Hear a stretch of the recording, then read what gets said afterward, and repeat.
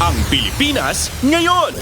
Narito na ang pinakamainit na mga balita na nakalap sa bawat sulok ng bansa. Ihahatid sa bawat Pilipino saan man kayo sa mundo. Ang Pilipinas ngayon. Pakinggan ang bawat kaganapan sa bawat lalawigan. Ito ang Pilipinas ngayon.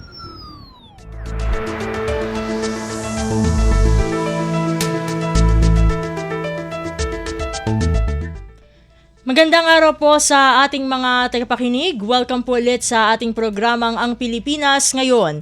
Ito pong muli ang inyong lingkod, Steph Vicente. Samahan niyo po ako sa kabuuan ng ating palatuntunan.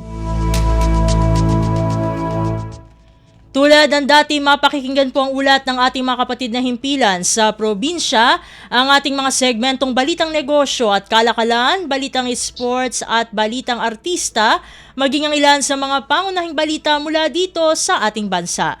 Yan po sa kabuuan ng ating palatuntunan, ang Pilipinas Ngayon. Mga kaganapan sa Kamaynilaan at mga kalapit na lalawigan dito sa Ang Pilipinas Ngayon.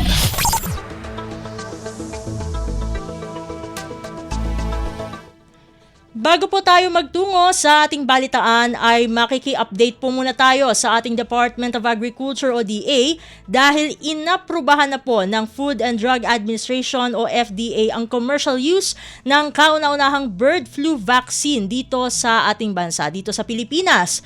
Kasama na po natin sa linya ng komunikasyon si Assistant Secretary Arnel De Mesa, ang tagapagsalita ng Department of Agriculture. Asek De Mesa, welcome po sa programang Ang Pilipinas Ngayon. Si Steph Vicente po ito ng Radyo Pilipinas World Service.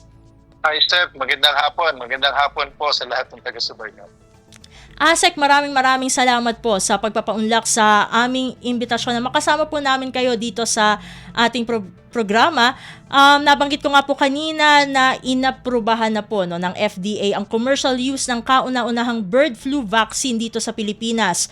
Ano po ba itong vaccine na ito at paano po nito eksaktong nilalabanan ang bird flu? Yes, Steph, natutuwa kami at inaprubahan na ng FDA itong kauna-unahang bakuna laban sa avian influenza o yung sa bird flu na sakit. Ito yung Volvac DEST na nilalabanan actually nito dalawang sakit, yung avian influenza at saka yung Newcastle disease. Gawa ito ng Boehringer Ingelheim at ang maganda rito, ang ginamit dito yung tinatawag na inactivated o patay na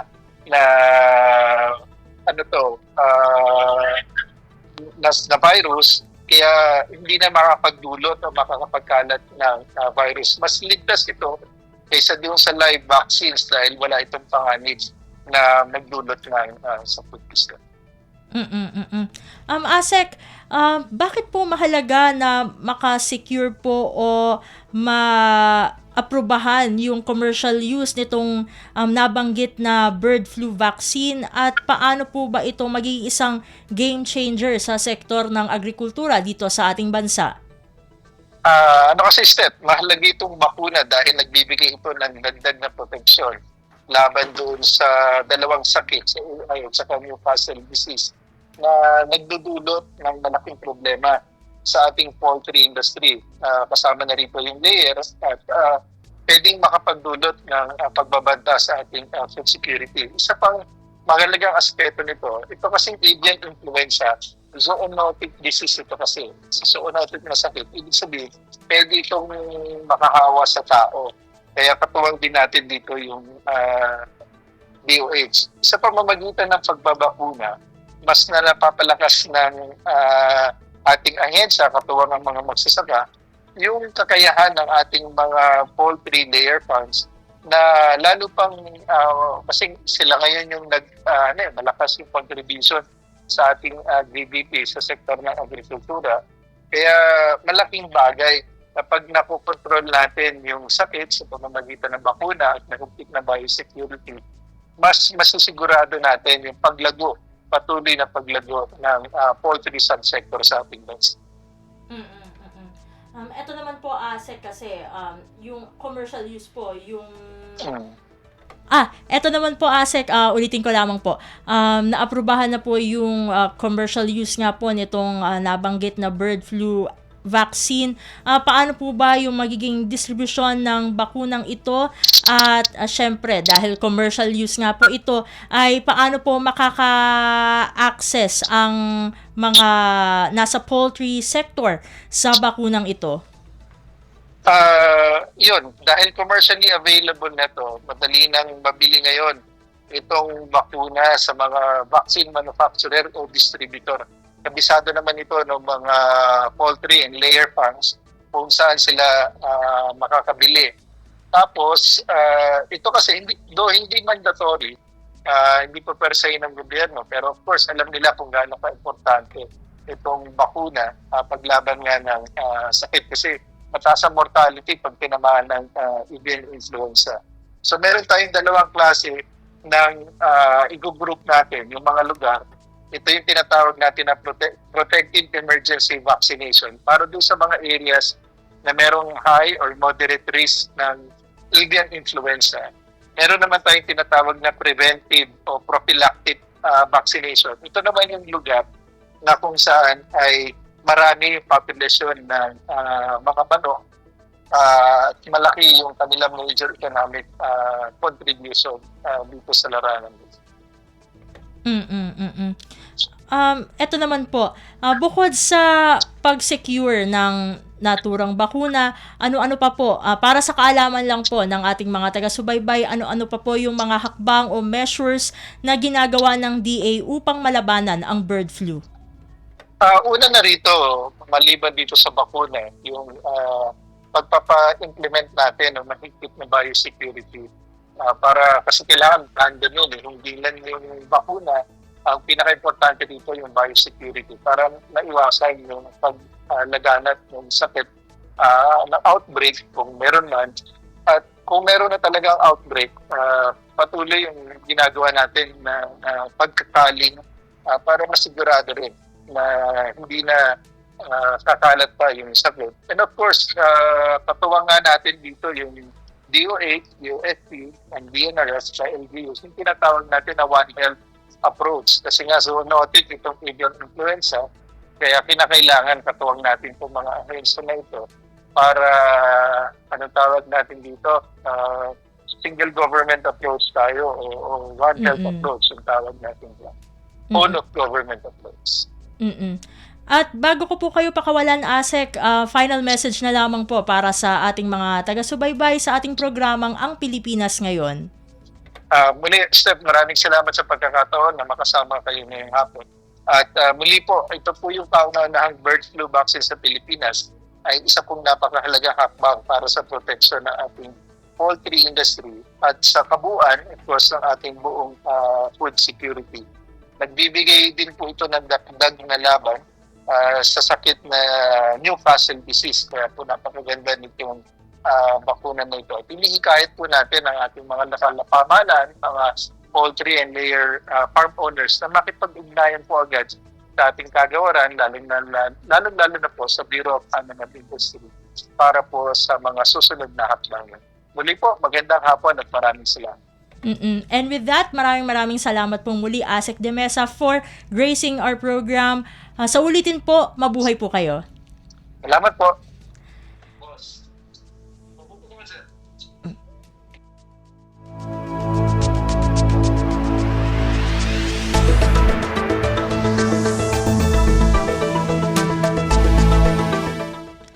At atin pong nakasama si Assistant Secretary Arnel de Mesa, ang tagapagsalita ng Department of Agriculture patungkol pa rin sa kauna-unahang bird flu vaccine dito sa ating bansa. Dadako na tayo sa ating balitaan.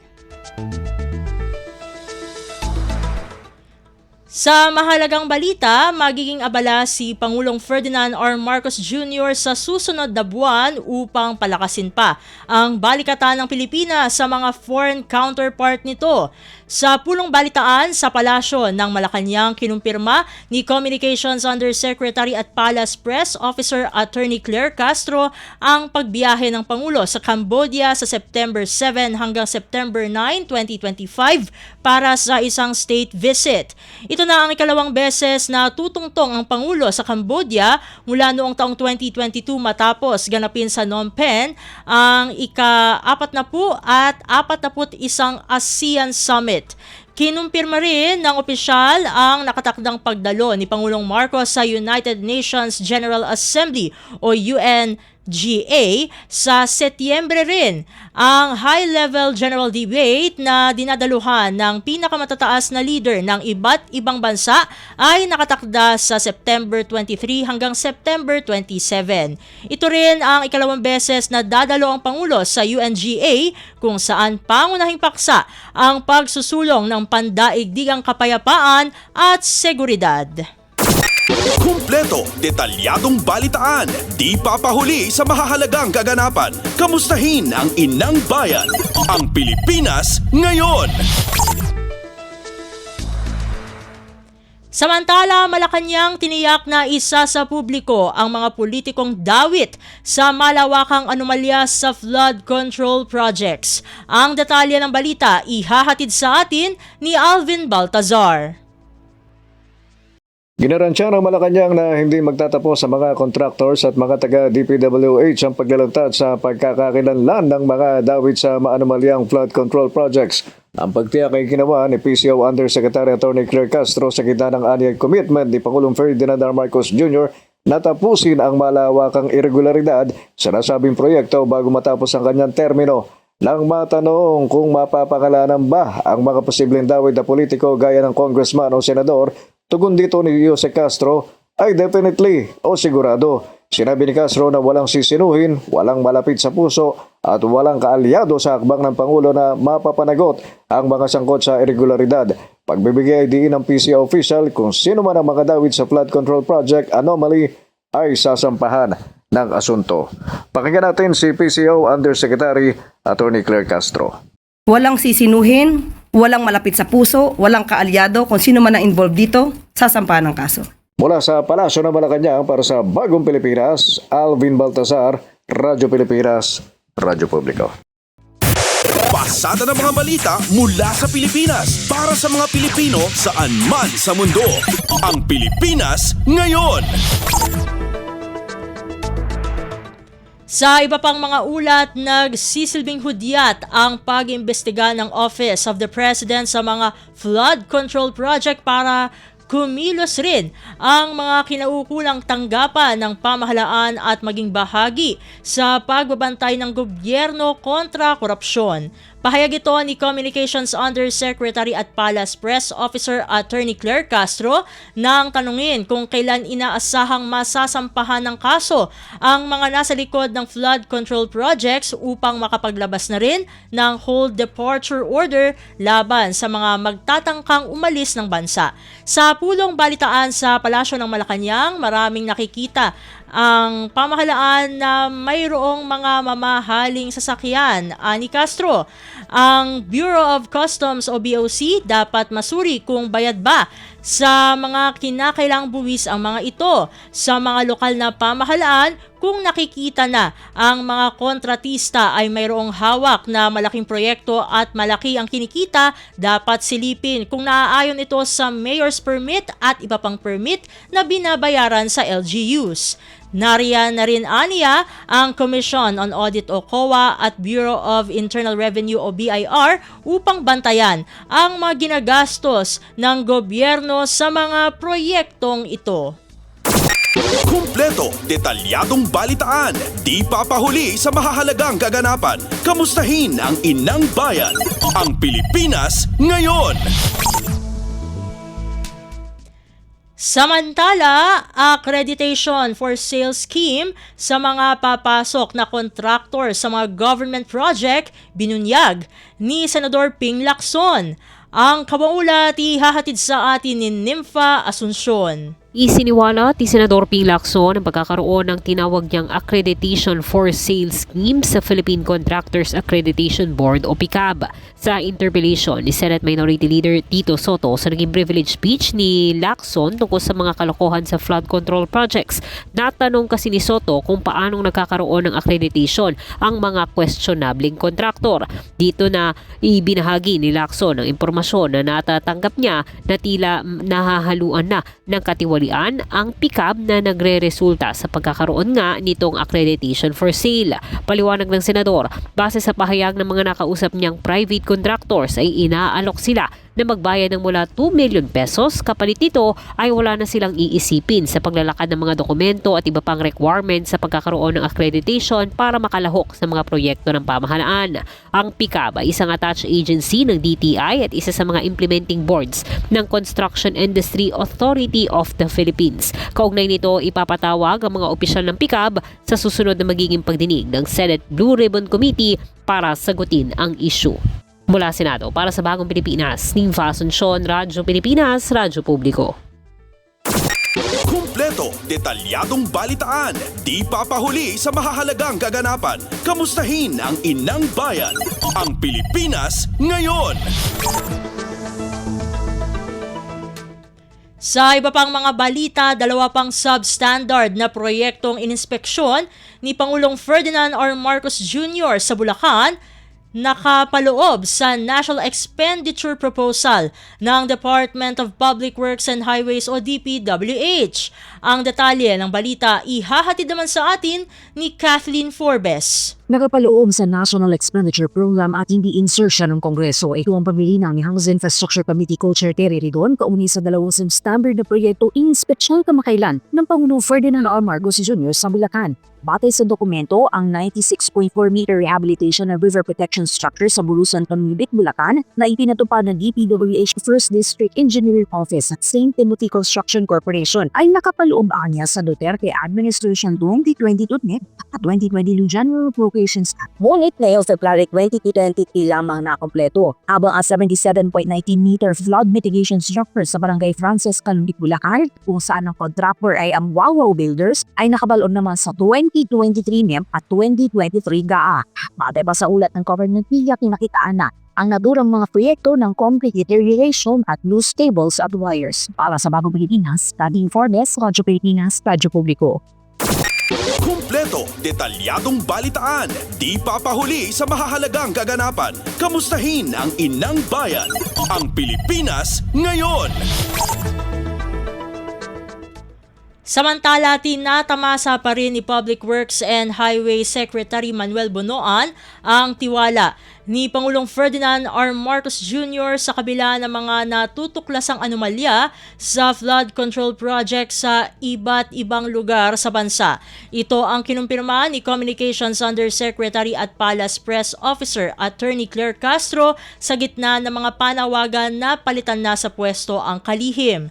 Sa pulong balitaan sa Palasyo ng Malacanang, sinabi ng opisyal na walang binabanggit ang Pangulo na anumang plano o aksyon sa kapalaran ni Bonoan. Malinaw aniya na indikasyon ito na hindi nagbabago ang antas ng tiwala ng Pangulo sa kalihim na pamunuan ang Department of Public Works and Highways o DPWH sa kabila ng mga nadidiskubre sa flood control projects.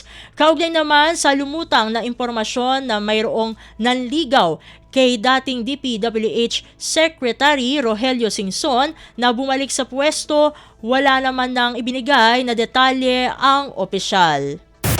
Pasada ng mga balita mula sa Pilipinas para sa mga Pilipino saan man sa mundo. Ang Pilipinas ngayon. Sa iba pang mga balita, matatag na supply at presyo ng bigas sa bansa, pinatitiyak ni Pangulong Ferdinand R. Marcos Jr. Ang detalye ng balita ihahatid sa atin ni Raquel Bayan.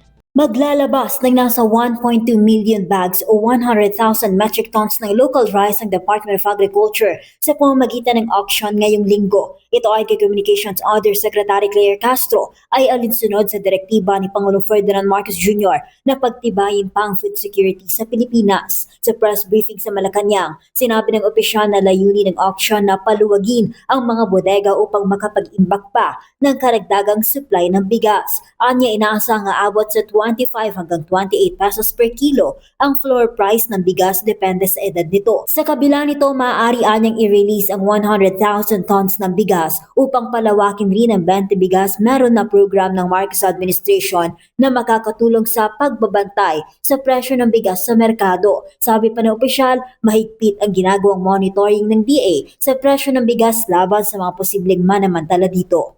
Naninindigan ang DA na hihigpitan ng ahensya ang pag-monitor sa presyo ng bigas upang matunton kung sino ang mga mapang-abusong balak magmanipula ng presyo nito. Patuloy naman ang konsultasyon ng ahensya sa mga magsasaka, millers at traders para maiwasan ang price manipulation sa bigas at ayusin ang estado sa merkado kahit na mayroong rice import ban. Mula sa Malacanang para sa Bagong Pilipinas, Racal Bayan, Radyo Pilipinas, Radyo Publiko. Kumpleto, detalyadong balitaan, di papahuli sa mahahalagang kaganapan. Kamustahin ang inang bayan, ang Pilipinas ngayon. Sa iba pang mga ulat, gobyerno nakalikom ng 35 billion pesos mula sa Treasury Bond Sale ng Bureau of Treasury. Ang kabang ulat ihahatid naman sa atin ni Melanie Valdos Reyes. Nakalikom ang pamahalaan ng 35 billion pesos mula sa katatapos na auction ng peso-denominated government securities ng Bureau of Treasury. Ayon sa BTR, nakakamit ang full target sale dahil sa mataas na interes ng mga investors sa inalok na bonds ng gobyerno. Sa kabuang halaga, 10 billion pesos ang mula sa 3-year Treasury bonds, habang 25 billion pesos naman ang nagmula sa 25-year debt papers. Mas maraming investors ang naakit sa shorter dated securities kumpara sa mas mahabang maturities. Ang 3 taong T-bonds na may natitirang maturity na 2 taon at 7 buwan ay naibenta sa average rate na 5.634%, mas mababa kaysa sa 3-year Philippine Bloomberg valuation. Ang mataas na demand sa short-term securities ay nagtulak sa yield nito kasabay ng inaasahan na 25 basis point policy rate cut ng Bangko Sentral ng Pilipinas ngayong araw. Para sa Bagong Pilipinas, Melanie Valdos Reyes, Radyo Pilipinas, Radyo Publiko. Pasada ng mga balita mula sa Pilipinas para sa mga Pilipino saan man sa mundo. Ang Pilipinas ngayon. Samantala, Napolcom buo ang suporta kay PNP Chief Lieutenant General Jose Melencio Nartates Jr. Ang detalye ng balita ihahatid naman sa atin ni Mary Ann Bastasa. Nagpahayag ng buong suporta ang National Police Commission o Napolcom sa bagong talagang hepe ng Philippine National Police na si Lieutenant General Jose Melencio Nartates Jr. Pinuri ni Napolcom Vice Chair at Executive Officer Attorney Rafael Vicente Calinisan ang desisyon ni Nartates na ipatupad ang resolusyong bumabaliktad sa malawakang reshuffle ng mga opisyal na unang ipinag-utos noon ng dating PNP Chief. Ayon kay Calinisan, magandang sinyalis ito dahil malinaw na ipinapakita ng hakbang ang respeto ni Nartates sa mga institusyon at sa sistema ng check and balances.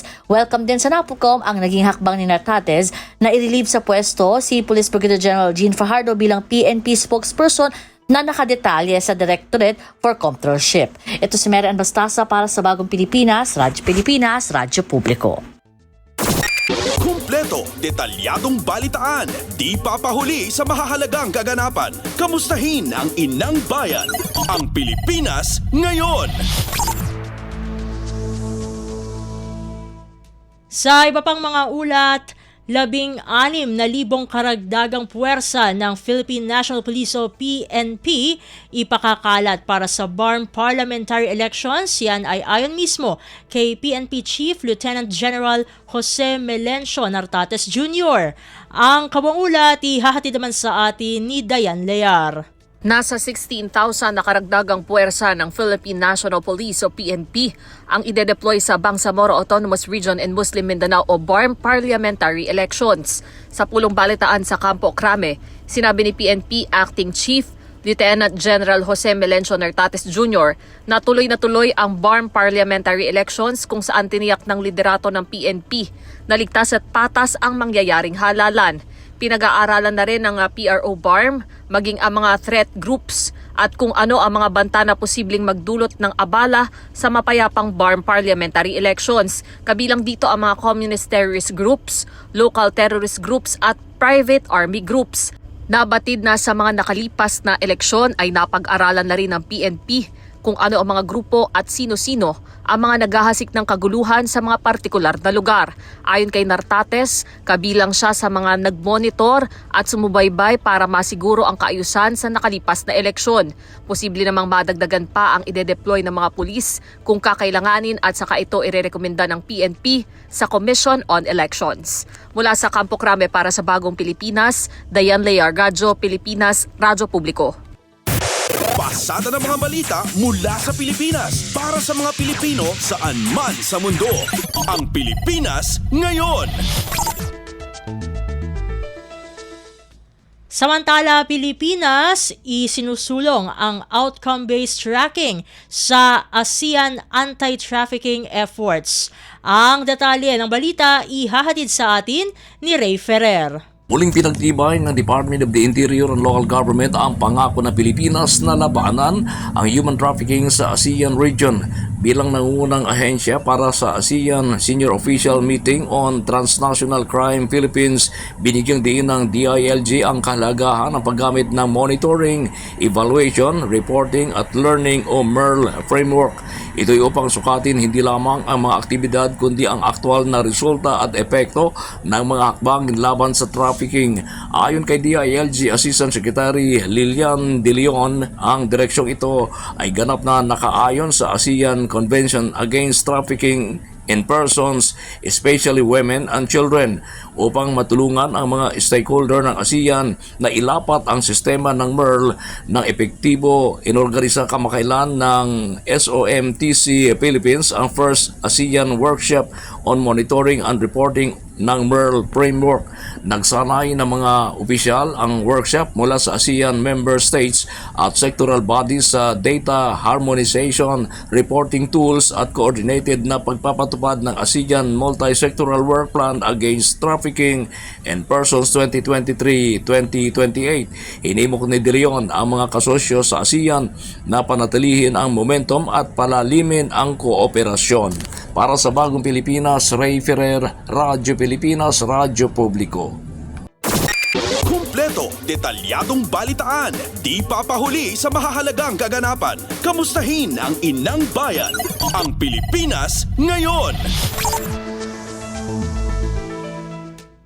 Sa iba pang mga balita, limitasyon sa bisa ng Special Power of Attorney nilinaw ng Korte Suprema.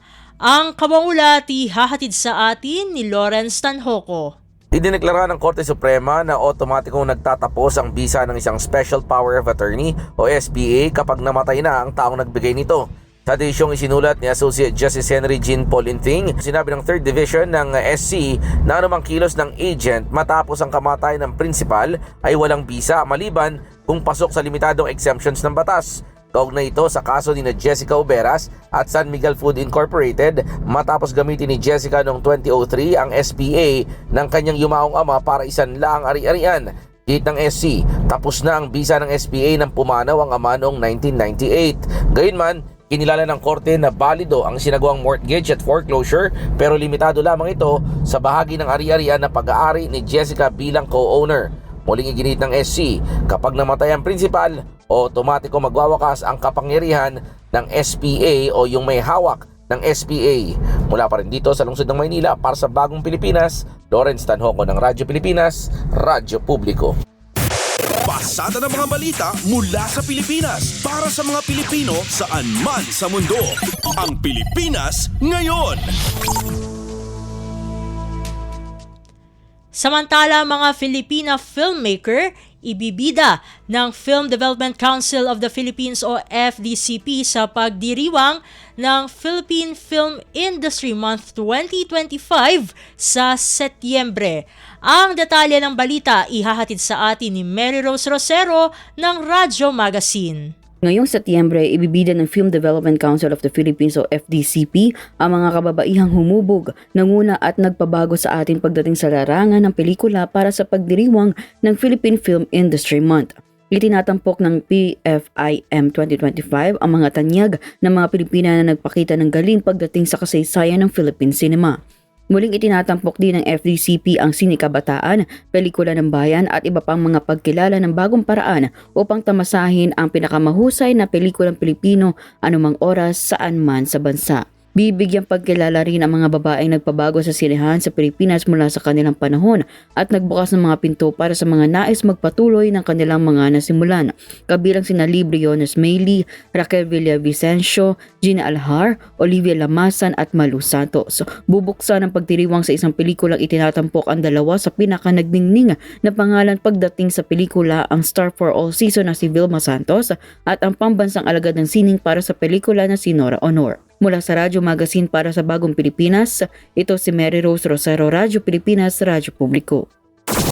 Kumpleto, detalyadong balitaan, di papahuli sa mahahalagang kaganapan. Kamustahin ang inang bayan, ang Pilipinas ngayon. At iyan ang mga maiinit na kaganapan para sa araw na ito. Samantala, ating antabayanan ng mga ulat mula sa ating mga kapatid na himpilan sa probinsya para sa regional news sa pagbabalik ng Ang Pilipinas Ngayon makalipas ang ilang paalala. Itinuloy na po natin ang zero balance billing. Libre po.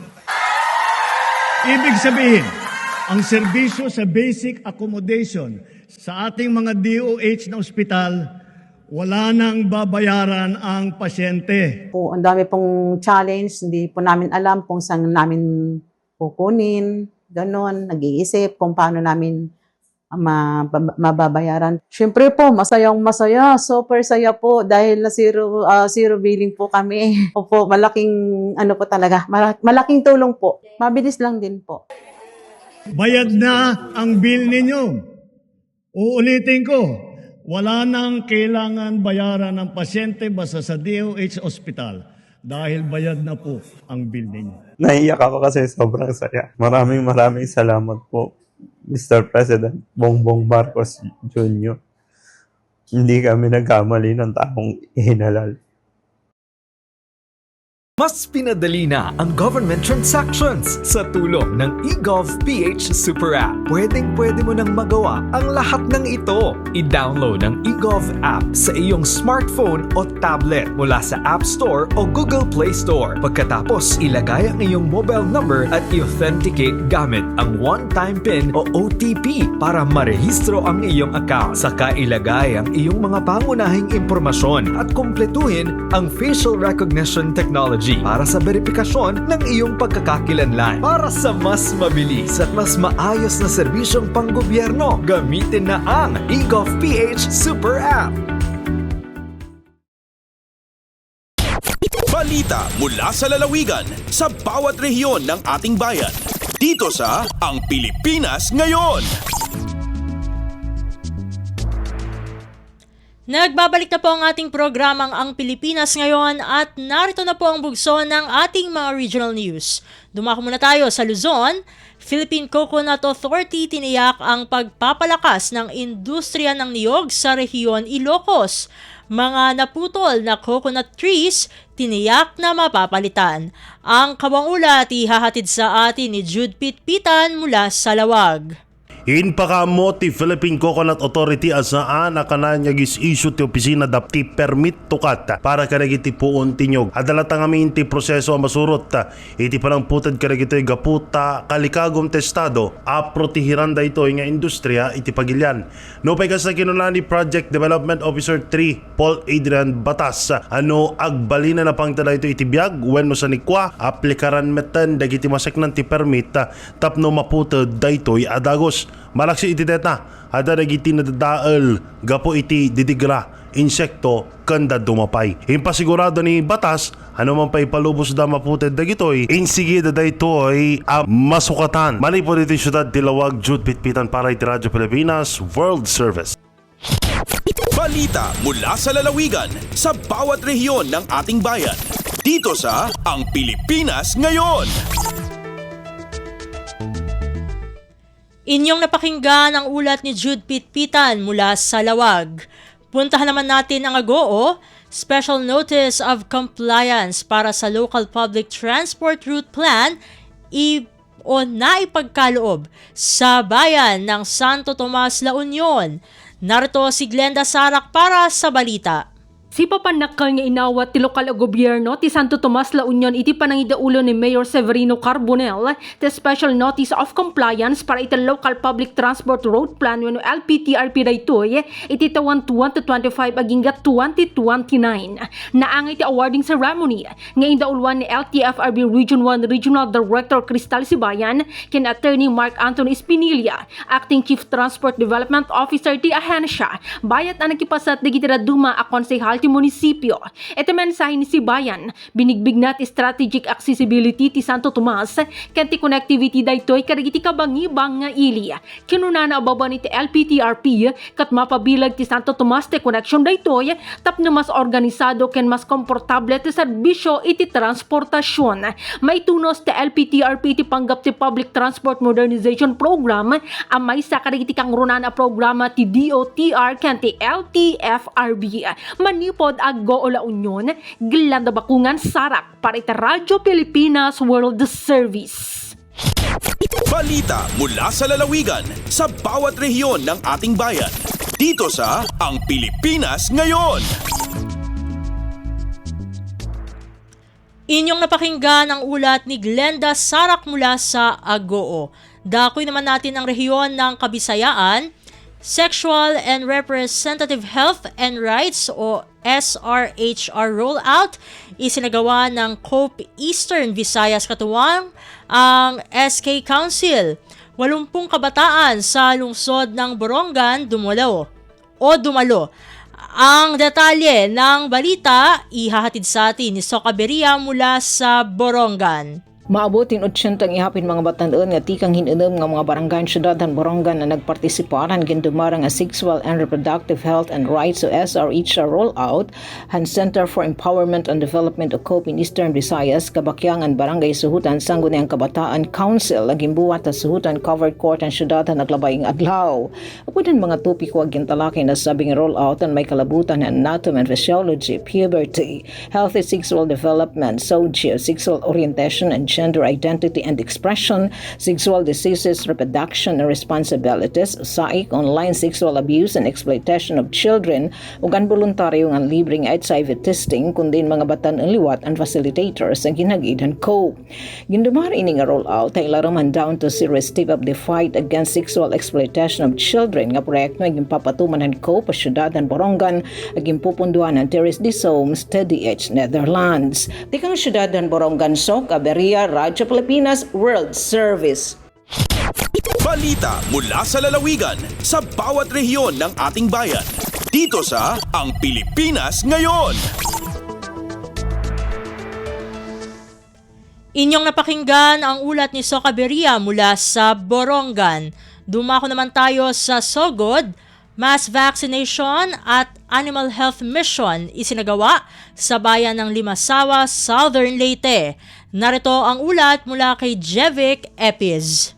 Malampuson nga gipahigayon sa Provincial Veterinary Services Office ang duha ka adlaw nga mass vaccination ug animal health mission sa isla sa Limasawa, probinsya sa Southern Leyte niadtong nakalabay nga semana. Isip kabahin kini sa pagsaulog sa ika-36 nga anniversary sa LGU Limasawa karon nga tuig. Kapin 200 ka mga kahayupan ang nakapahimulos sa libre nga veterinary services sama sa anti-rabies vaccination, vitamin supplementation ug deworming atol sa naasoy nga kalihukan. Ang naasoy nga serbisyong katabang sa pagpasiugda sa responsable nga pagpanag-iya og mga kahayupan, pagpugong sa rabies, pagpanalipod sa kahimsog sa kinabuhi ug sa panglawas sa komunidad. Kini nga paningkamot usa ka timaan sa padayon nga dedikasyon sa provincial government sa Southern Leyte para sa seguridad sa komunidad, kahimsog sa kahayupan o kayuhan sa katawhan. Nagpakita usab kini og tinuod nga espiritu sa pag-amumasa og pagpakabana sa mga katawhan sa Southern Leyte. Para sa Bagong Pilipinas, Jevic Epis, Radio Pilipinas World Service. Balita mula sa lalawigan sa bawat rehiyon ng ating bayan. Dito sa Ang Pilipinas Ngayon. Inyong napakinggan ang ulat ni Jevic Epis mula sa Sogod. Puntahan naman natin ang Mindanao, Barangay Lumbia, kampiyon sa Oro Higalaay Street Dancing Competition 2025.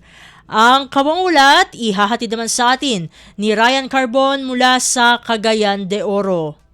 Giproklamang kampiyon og mihakot sa uban pang mga awards ang Barangay Lumbia atol sa Oro Higalaay Street Dancing Competition 2025 nga gipasiugdahan sa kagamhanang lokal pinaagi sa City Tourism and Cultural Affairs Office diha sa Misamis Oriental Integrated Sports Complex.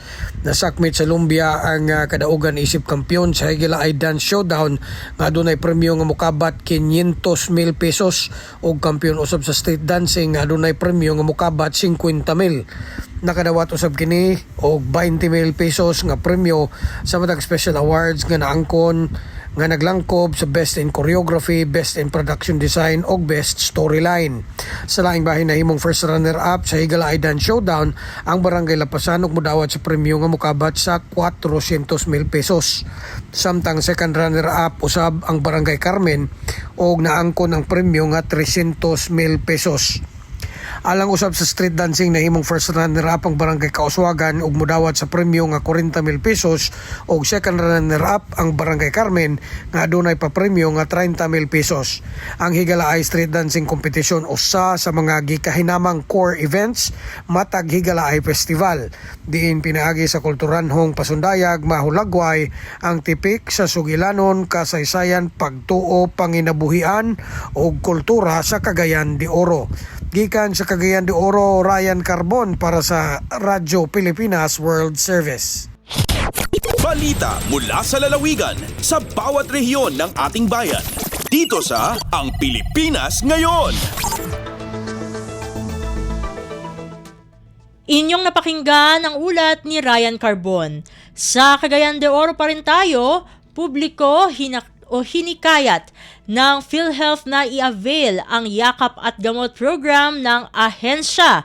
Ang detalye ng balita ihahatid naman sa atin ni Romy Kapinpuyan. Subling giagat ni PhilHealth Region 10 Regional Vice President Delio Aceron II ang publiko nga i-avail ang mga programa o serbisyo sa ilang ahensya. Sa iyang courtesy call karong bag-o kang Misamis Oriental Governor Juliet Uy, gisgutan ni Delio ang kalabot sa programang gamot o guaranteed and accessible medications for outpatient treatment din matag pasyente adunay kitagana nga 20,000 pesos alang sa maintenance drugs. Nasaran nga dinhi sa Misamis Oriental adunay DOH Retained Hospital nga mahimong duulan sa katawan ug wala nay mabayad ang pasyente kung ma-hospital. Kini ang Northeastern Misamis General Hospital nga nahimutang sa lungsod sa Villanueva. Sa DOH Hospital, mahimong ma-avail sa pasyente ang zero balance billing basta na lamang kini sa basic accommodation or ward section. Lakip usab sa gisgutan ini ang PhilHealth Yakap kun yaman ng kalusugan program nga kabahin sa ilang programa aron malikay sa mga sakit ang katawhan. Mula sa Cagayan de Oro, Romy Kapinpuyan para sa Radyo Pilipinas World Service. Balita mula sa lalawigan sa bawat rehiyon ng ating bayan. Dito sa Ang Pilipinas Ngayon. Inyong napakinggan ang ulat ni Romy Kapinpuyan mula sa Cagayan de Oro.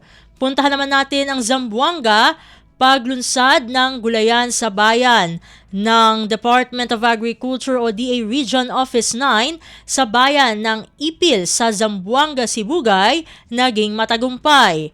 Narito si Leslie Cubol para sa balita. Nagbalang puson ang gihimong paglusad sa Department of Agriculture Regional Office 9 o D9 sa gulayan sa bayan sa lungsod sa Ipil sa lalawigan sa Zamboanga, Sibugay. Kiniduyog sa dungang paglusad sa maong proyekto sa nagkadiyang mga lugar sa Zamboanga Peninsula.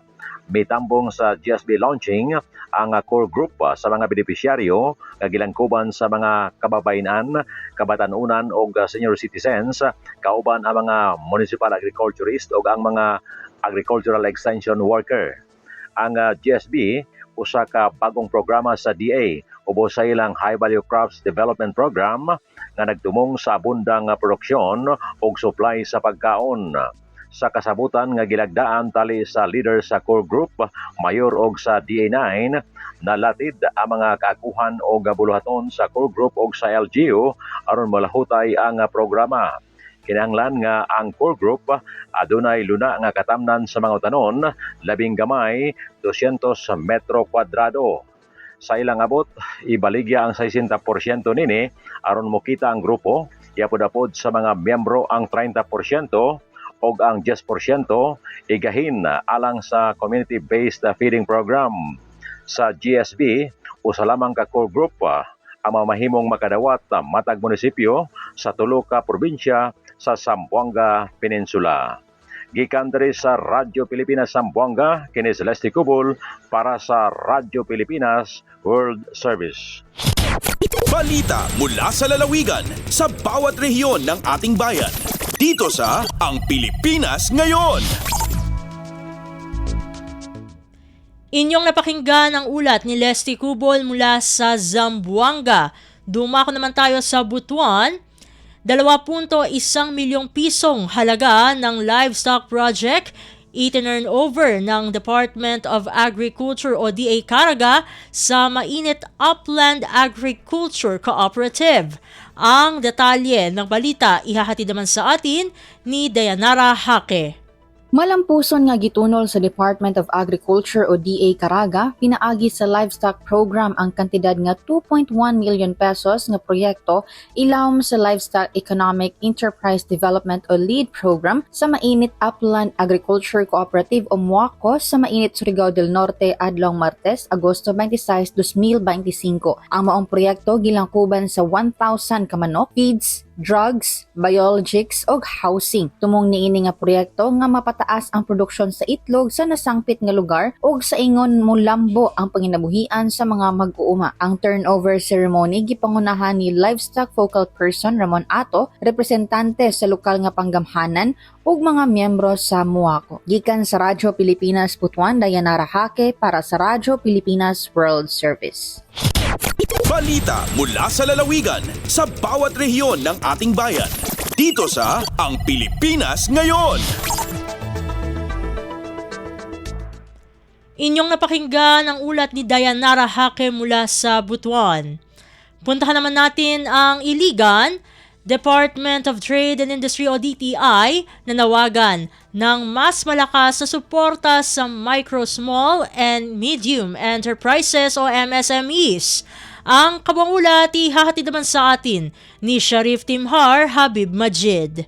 Nanawagan ng Department of Trade and Industry o DTI Region 10 sa mas lig-on nga suporta gikan sa publiko ug nagkalaylaing sektor alang sa lokal nga micro, small and medium enterprises o MSME sa taliwala sa kusog nga kompetisyon gikan sa mga giangkat nga produkto. Sumala ni DTI 10 Regional Director Ruel Paklipan, dako nga hagit sa lokal nga produkto ang pag-abot sa daghang imported goods bisan pa sa gagmay nga tindahan. Gipasugdasab niya nga importante nga unahon sa publiko ang pagpalit sa kaugalingong produkto aron magpabiling lig-on ang MSMEs nga naglangkob sa 99.6% sa mga negosyo sa nasud ug naghatag og dakong bahin sa trabaho ug kita sa ekonomiya. Gisgutan sab ni Paklipan ang Philippine MSME Development Plan 2023 to 2028 isip giya sa gobyerno sa pagpangusog sa sektor. Gipambit kini ni Paklipan atol sa kahimunan trade fair sa Cagayan de Oro City, usa sa mga nag-unang kahiukan sa Higalaay Festival nga gitambungan sa kapinsyentos ka MSMEs gikan sa tibuok Northern Mindanao. Gikan sa Radyo Pilipinas Iligan, kini Sharif Timhar alang sa Radyo Pilipinas World Service. Balita mula sa lalawigan sa bawat rehiyon ng ating bayan. Dito sa Ang Pilipinas Ngayon.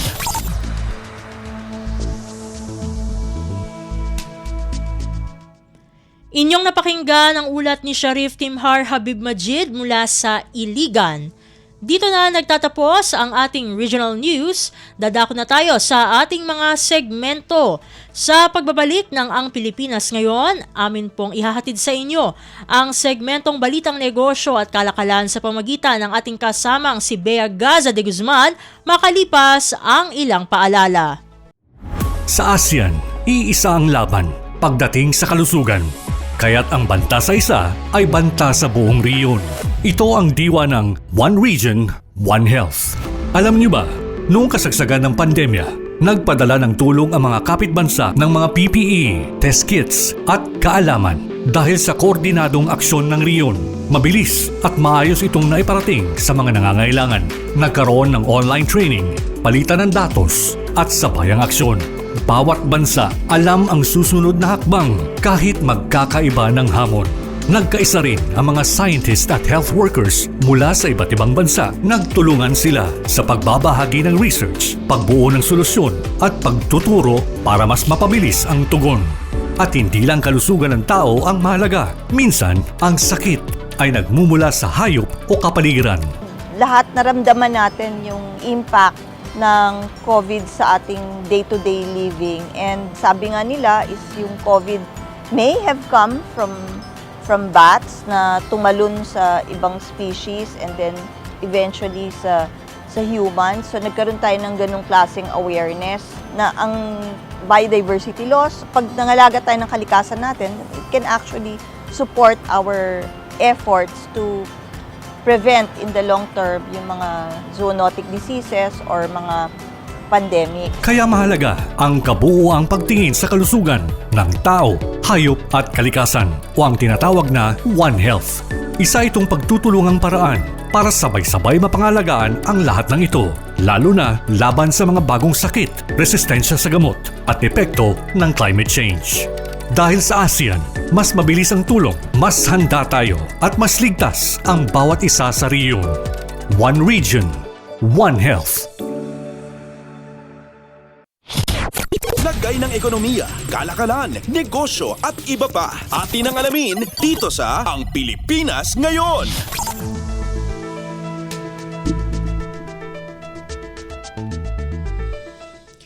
Magandang araw, narito ang Balitang Negosyo at Kalakalan.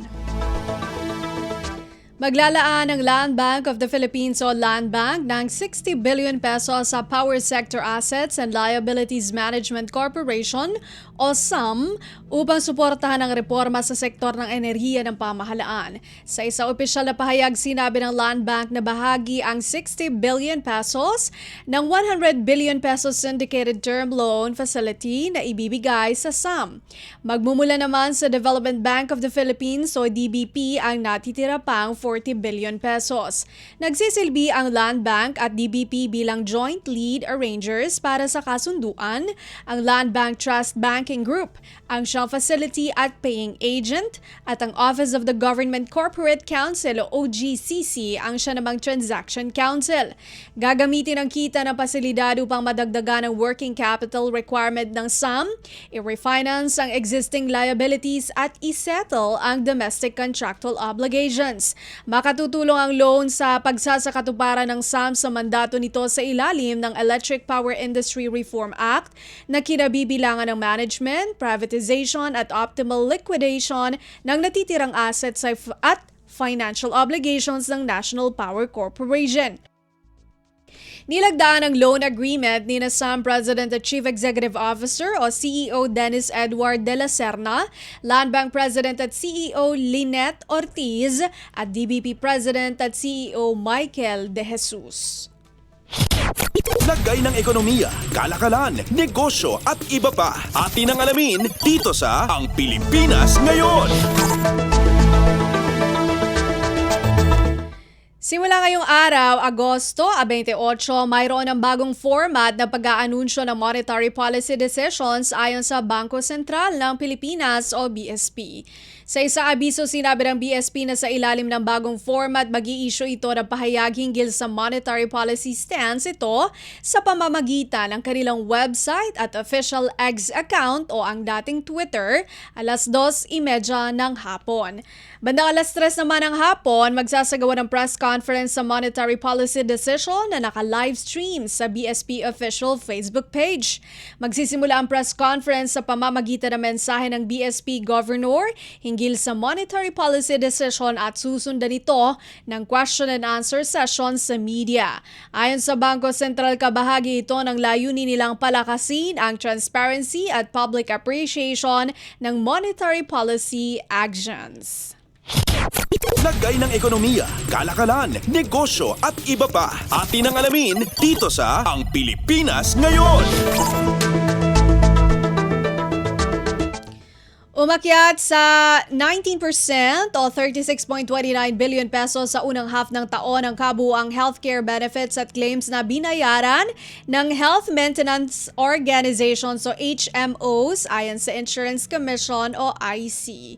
Batay sa datos inilabas nitong Miyerkules, umabot sa 30.33 billion pesos ang healthcare benefits at claims ang nabayaran sa kaparehong period noong nakaraang taon.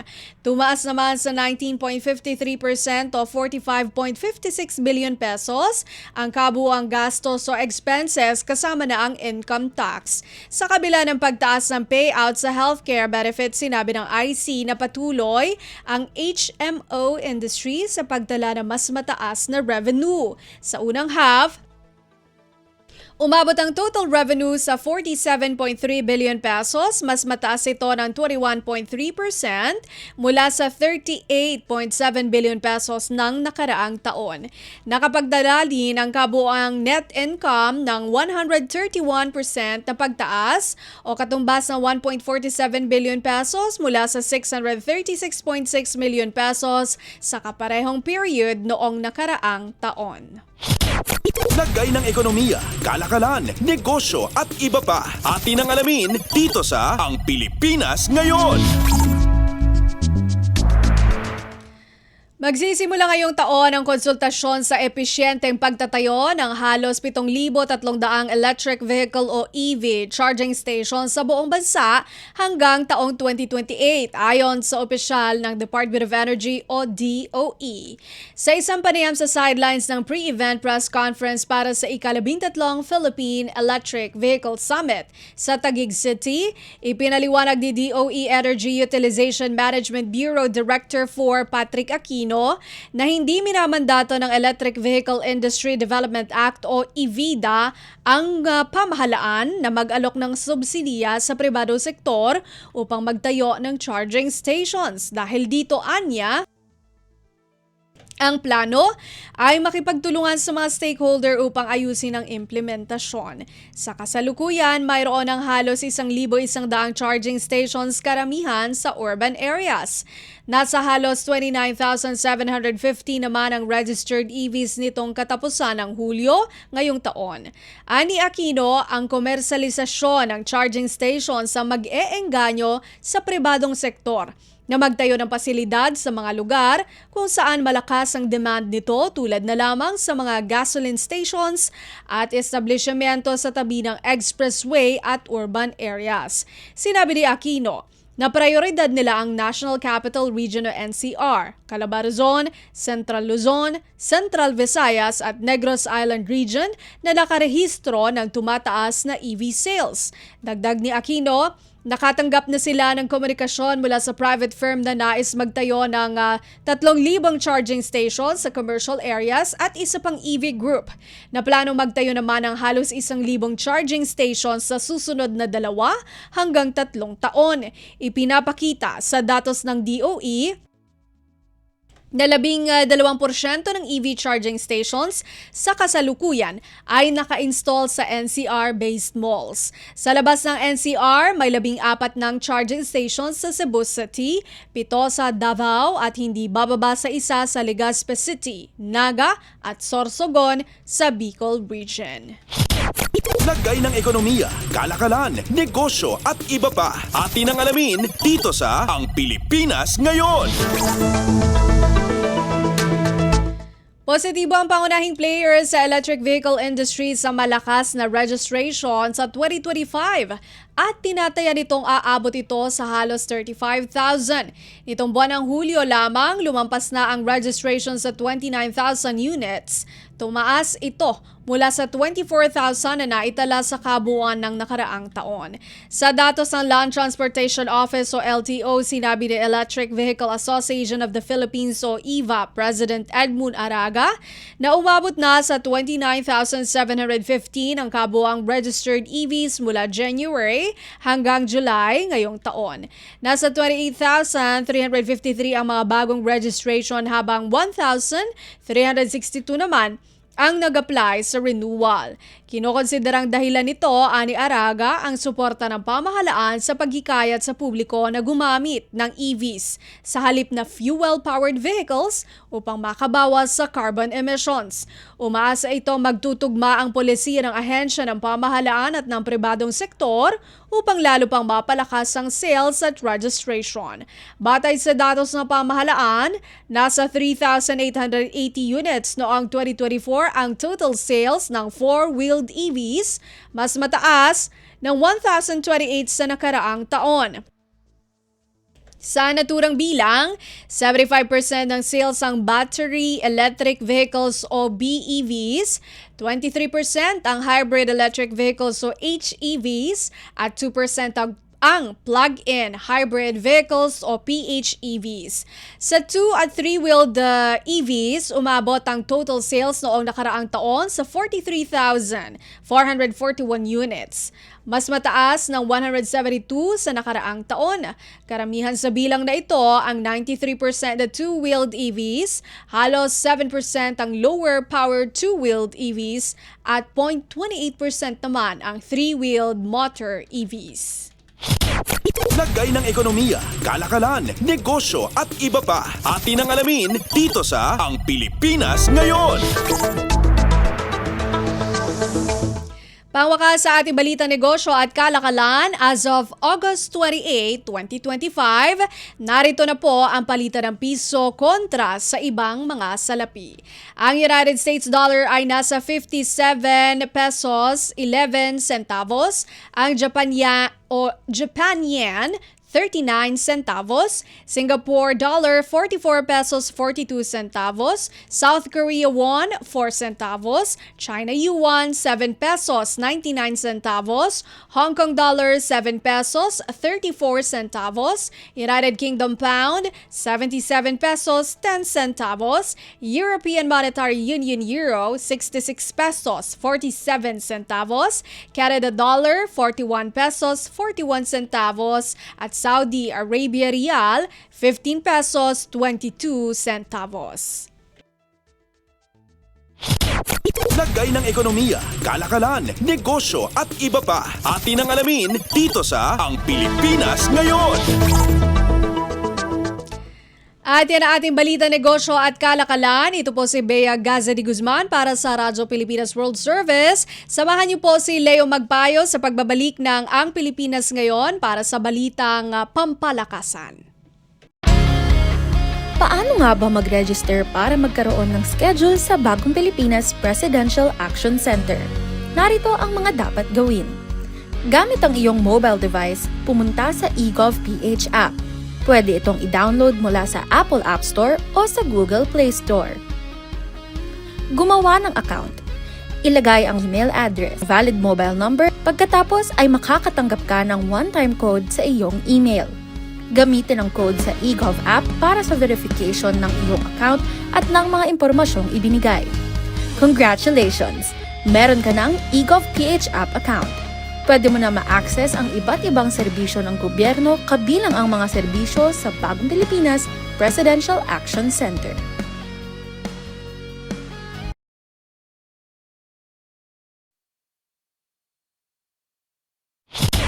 Updates at pinakahuling mga usapin sa mundo ng palakasan. Atin ang pakinggan dito sa Ang Pilipinas Ngayon.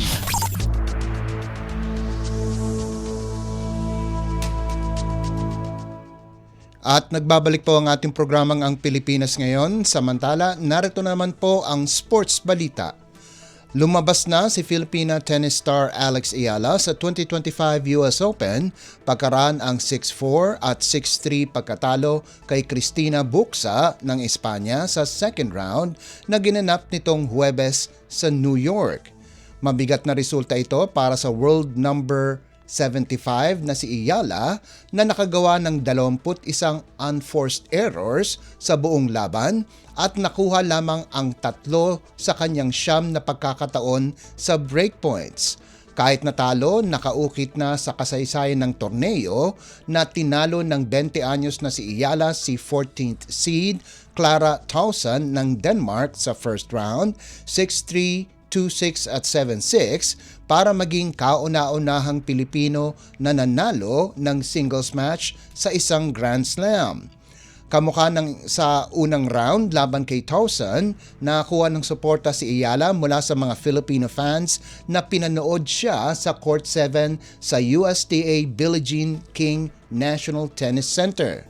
Makakalaban ni Buxa ang mananalo sa laban ni na 19th seed Elise Mertens ng Belgium at Lulu Sun ng New Zealand.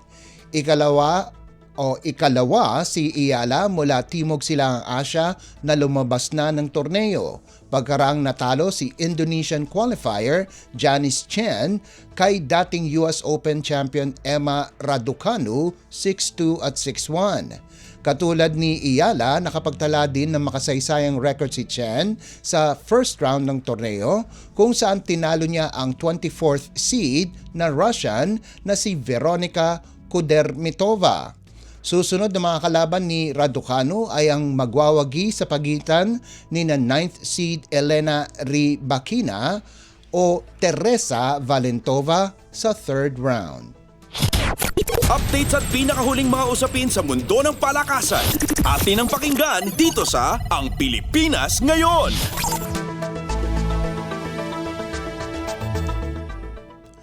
Mananatili si Richie Rogers sa koponan ng NLEX Road Warriors. Pumirma ang 28 anyos na Filipino-Kiwi guard ng kontrata para sa isang taong paglalaro muli sa kanyang PBA Mother Club noong naglaro ito sa 2025 Cadayawan Invitational Basketball Tournament sa Davao. Kasama sa pirmahan ay sina Team Governor Ronald Dolatre, Team Manager Virgil Villavicencio at ang kanyang agent na si Marvin Espiritu ng Espiritu Manotok Basketball Management. Nagpahiwatig ng kasiyahan ang 7th overall pick ng 2023 PBA Draft sa pagpapatuloy nitong paglalaro sa koponan. Kakagaling lamang ng Road Warriors sa pagtakbo patungong quarterfinals ng 2025 PBA Philippine Cup, subalit kinapos kahit mayroon silang twice to beat advantage. Para kay Roger, na naglaro lamang ng 4 na laban nitong huling komperensya habang nagpapagaling dahil sa appendicitis, naging motibasyon ito sa kanya dahil binigyan pa siya ng pagkakataon kahit hindi siya gaanong nakapaglaro. Ngayong magaling na, determinado si Roger na bumawi sa binigay na tiwala ng prangkisa sa kanya. Updates at pinakahuling mga usapin sa mundo ng palakasan. Atin ang pakinggan dito sa Ang Pilipinas Ngayon. Layunin ng University of Santo Tomas na maghiganti laban sa University of the Philippines kung saan bubuksan nila ang kanilang kampanya sa UAAP Season 88 mismo sa kanilang home court sa Quadricentennial Pavilion na nakatakdang ganapin sa Setyembre 21. Tinapos ng Fighting Maroons ang pagtatangka ng Growling Tigers sa UAAP Season 87 Men's Basketball Final 4 kung saan kinuha nila ang 78-69 panalo para maselyuhan ang kanilang ika-4 na magkakasunod na pagtungtong ng finals. Sa huli, tinanggalan ng korona ng UP ang De La Salle University sa finals. Bilang host ng susunod na season, sinabi ni UAAP Board of Managing Directors, President at UST Athletics Chief Father Rodel Cansancio, hindi pressured ang Tigers pati na rin ang mga Tomasian athletes, subalit excited na ipakita ang kanilang kalidad sa iba pang universidad. Pagkaraan ang kanilang pinakamagandang season sa loob ng 5 taon, pinalakas ng Tigers ang kanilang hanay kung saan mayroon silang mga idinagdag mula sa kanilang grassroots program na pinangungunahan ni Koji Bueñaflor, Charles Buxit at Carl Manding. Dinagdag din ng UST ang dati nilang karibal at boys most valuable player na si Collins Akowe mula National University Nazareth School na kukunin ang binakanting posisyon ni Malian Center Mo Tuwangkara bilang foreign student athlete. Inaasahan din na mag-iingay ang mga batikang players ng UST na sina Nick Cabanero, Fourth Sky Padrigao at Kyle Paranda, pati na rin ang mga rising stars na sina Ice Danting, Amiel Asido at Jello Crisostomo. Layunin naman ng State U na depensahan ang kanilang titulo kung saan nagbabalik aksyon sina Harold Alarcon, Jerry Abadiano, Janjan Felsilda, Terence Fortia at Raylan Torres. Malaki naman ang pupunan ni na big men Gani Stevens at Sean Alter dahil sa pag-alis ni na Francis Lopez, Quentin Miliora Brown at Seven Gagate. Samantala, ang dating Red Warrior standout na si Ray Remogat ay inaasahan na pupunan ang iniwan na pwesto ni dating Finals MVP JD Kagulangan sa posisyon na gwardiya. Hindi pa pinal ang schedule ng mga laro, subalit ang mga UAAP basketball games ay gaganapin sa UST Quadricentennial Pavilion para sa buwan ng Setyembre dahil nataon ang mga laro nila ay sasabay sa pag-host ng bansa ng FIVB Men's Volleyball Championship. Updates at pinakahuling mga usapin sa mundo ng palakasan. Atin ang pakinggan dito sa Ang Pilipinas Ngayon.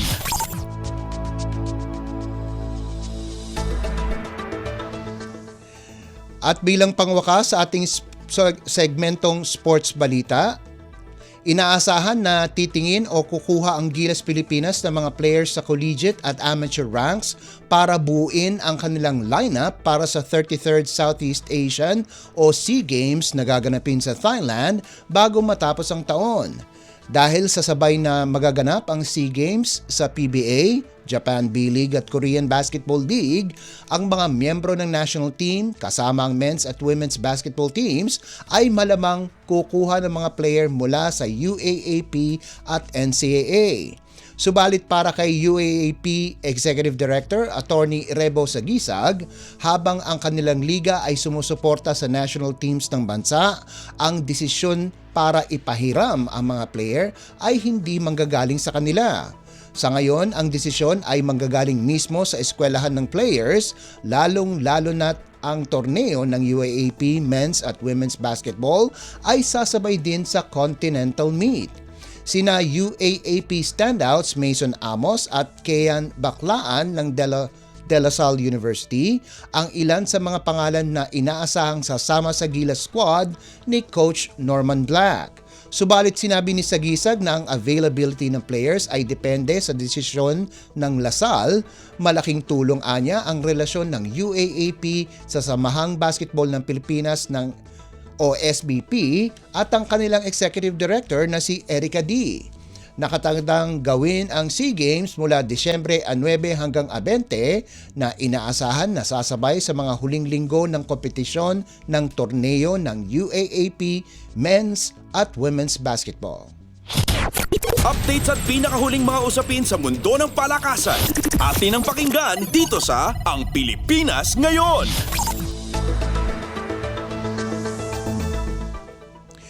At yan ang pinakauling balita sa larangan ng palakasan. Ito po si Leo Magpayo. Samantala, antabayanan nyo naman po ang ating segmentong Balitang Artista na ihahatid sa inyo ni Mama JT sa pagbabalik ng ating programang Ang Pilipinas Ngayon, pagkalipas lang po ng ilang paalala.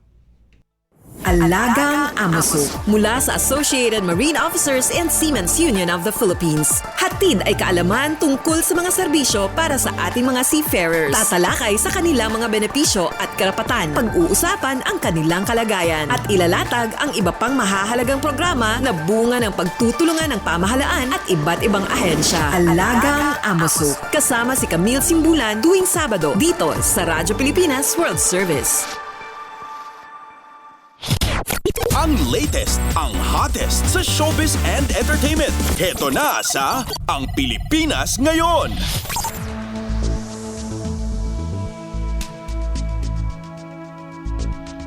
Nagbabalik po ang ating programang Ang Pilipinas ngayon. At halo, magandang araw sa ating mga chismoso at chismosang nag-aabang ng mga trending na balita sa mundo ng showbiz. Ito na ang ratsyada ng ating mga chika.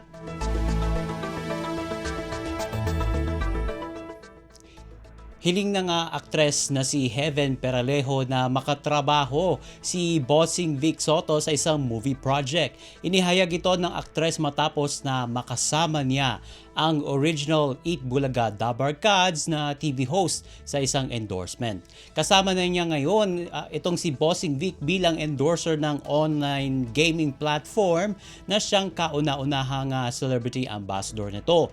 Matagal na pangarap ng award-winning actress na makatrabaho ang TV and movie icon dahil idol daw niya ito pagdating sa comedy mula pa noong bata siya. Bagamat hindi pa nga raw sila nagkakasama ng iconic TV host comedian sa telebisyon o pelikula, masaya na rin si Heaven na magkakatrabaho sila para sa isang endorsement. Hindi pa rin daw niya personally nami-meet si Vic Soto kaya looking forward ito na makasama ang veteranong komedyante at sana nga raw pelikula na ang next nilang gagawin. Ang latest, ang hottest sa showbiz and entertainment. Heto na sa Ang Pilipinas Ngayon.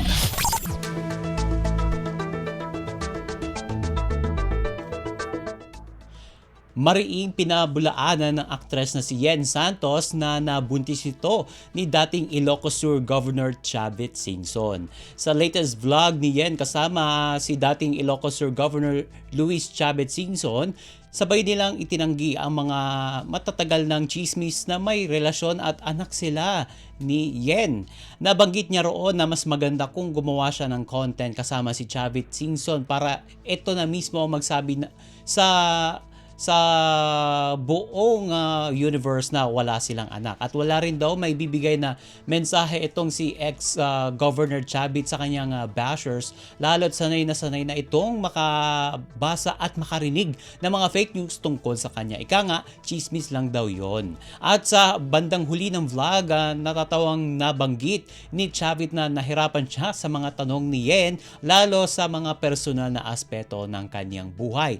Matatanda ang unang dininay ni Yen na may anak sila ni Chavit sa kanyang kauna-unahang video sa kanyang YouTube channel.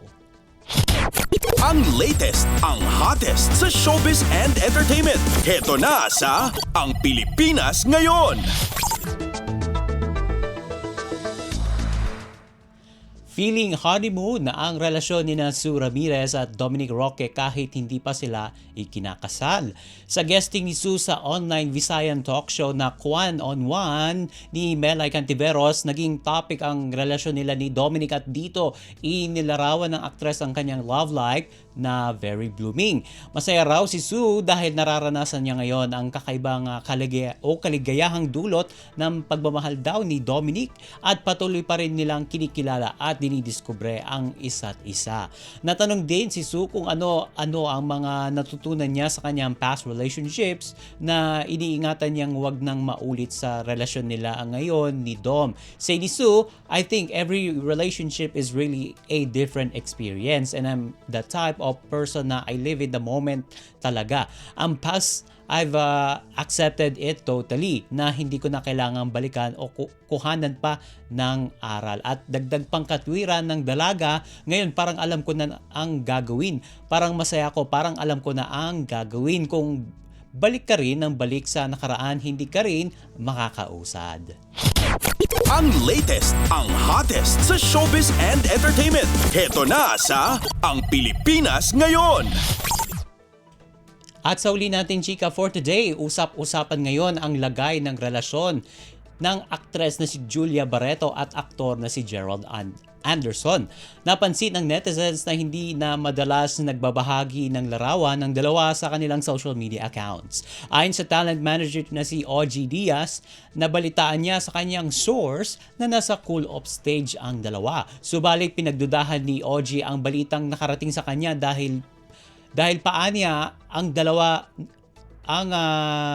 na nagtatrabaho sa noontime show na Eat Bulaga na magkasabay. O nakita niya pa ang dalawa na nagtatrabaho sa noontime show na Eat Bulaga ng magkasabay. Pagpapatuloy pa ni OG, tinanong nito sa kanyang source kung ano ang maaaring dahilan daw ng pagiging cool off nila ni Julia at Gerald. At nalaman niyang meron ng umanong third party na nangyari sa kanilang relasyon. At nilinaw naman ni OG na tinatanong na niya mismo kung totoo ang balitang nakarating sa kanya, ngunit walang katiyakan kung sino ang nadawit sa third party o kung sino ang third party na yon ng dalawang magkarelasyon. Para kay OG, sana ay maayos ni na Gerald at Julia ang kanilang relasyon dahil nakarating sa kanya na mahal umano ni Julia ang kanyang nobyong si Gerald. Samantala, pinayo naman ni OG na hintayin na lamang ng publiko ang magiging anunsyo ng dalawa sa estado ng kanilang relasyon. Ang latest, ang hottest sa showbiz and entertainment. Heto na sa Ang Pilipinas Ngayon. OMG, wala na tayong sapat na oras para sa ating balitang artista. Maraming salamat mga ka-chismis sa pakikinig sa aking mga chika for today. Ako po si Mama JT para sa Radyo Pilipinas World Service. Nagbabalik na po ang ating kasamang si Steph Vicente. Ang latest, ang hottest sa showbiz and entertainment. Heto na sa Ang Pilipinas Ngayon.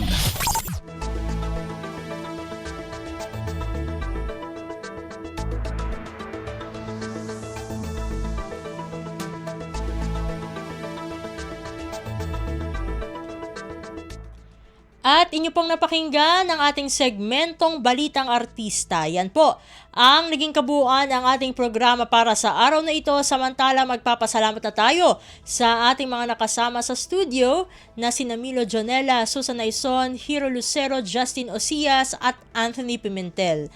Maraming salamat din sa ating executive producer na si Jerome Toledo. Salamat din sa mga naghatid ng mga ulat mula sa Kamaynilaan at mga probinsya. Pinasasalamatan din natin syempre ang mga naghatid sa atin ng segmentong Balitang Negosyo at Kalakala na si Bea Gaza de Guzman, ng segmentong Balitang Sports na si Leo Magpayo at ng segmentong Balitang Artista na si Mama JT. At syempre, maraming salamat sa ating station manager na si Mr. Ray Sampang. Maraming salamat po hanggang sa susunod na edisyon ng ating palatuntunan. Huwag kalimutang mag-like, mag-follow at mag-subscribe na sa mga social media account, page o channel ng Radyo Pilipinas World Service upang maging laging updated sa mga mahahalagang balita. Ito pong muli ang inyong lingkod, Steph Vicente. Mabuhay po tayong mga Pilipino. At yan ang Pilipinas Ngayon. Muling samahan sa parehong oras at alamin ang pinakahuling mga kaganapan at balita saan man kayo naroon. Ang Pilipinas Ngayon.